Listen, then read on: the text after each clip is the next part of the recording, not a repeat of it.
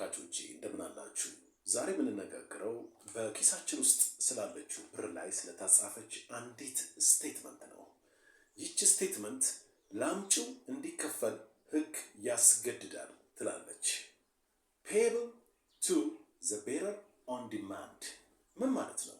ላምጪው እንዲከፈል ሕግ ያስገድዳል ምን ማለት ነው?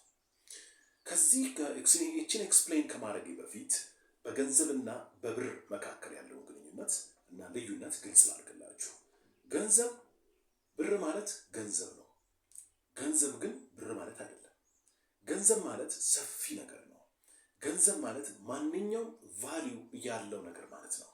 በኢትዮጵያ ፋይናንሻል ሲስተም አንዱ ገንዘብ ብር ነው። አንዱ ሌሎች ገንዘቦች አሉ። ለምሳሌ ሼሮች ገንዘቦች ናቸው።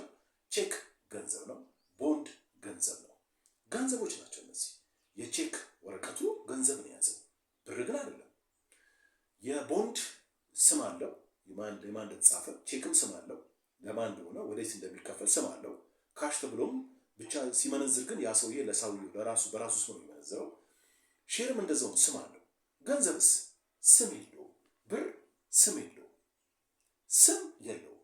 ስለዚህ payable to the bearer on demand ወይም ደግሞ ላምጪው እንዲከፈል ሕግ ያስገድዳል የተባለው ይህ ናሽናል ባንክ ኦፍ ኢትዮጵያ እኔ ያለሁለት ይህንን ይዞ ገንዘቡን የመጣ ሰው ክፈሉት እኔ ያለሁለት እያለ ነው። የናሽናል ባንክ ኦፍ ኢትዮጵያ ወይም የኢትዮጵያ ብሔራዊ ባንክ እኔ ያለሁለት፣ እኔ ዋስትና ገባለታለሁ፣ ይዞ ይምጣ እንጂ እናንተ ክፈሉት ማለት ነው። ይህ ማለት አባባሉ ምንድን ነው? payable to the bearer on demand ማለት ይህንን ገንዘብ ይዞ ለመጣ ይህንን ቴንደር ይዞ ለመጣ ሰው አለመክፈል በሕግ ያስቀጣል ማለት ነው።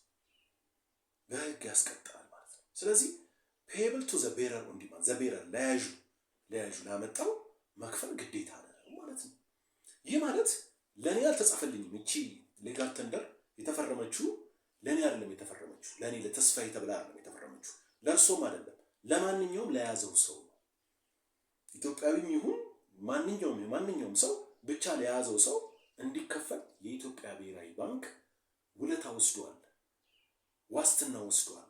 እኔ ያለሁለት እያለ payable to the bearer on demand ሲል፣ ቼክ ከሆነስ ወይ ደግሞ ሼር ከሆነስ ወይ ደግሞ ቦንድ ከሆነስ የግድ ለዛ ለተጻፈለት ሰው ብቻ ነው የሚሰራው።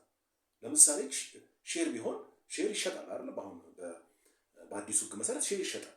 ቦንድም እንደዛው ገንዘብ ነው፣ ቼክም ገንዘብ ነው። ግን ለዛ ለተጻፈለት ሰው ገንዘብነቱ እንጂ ለሁሉም ሰው አይደለም።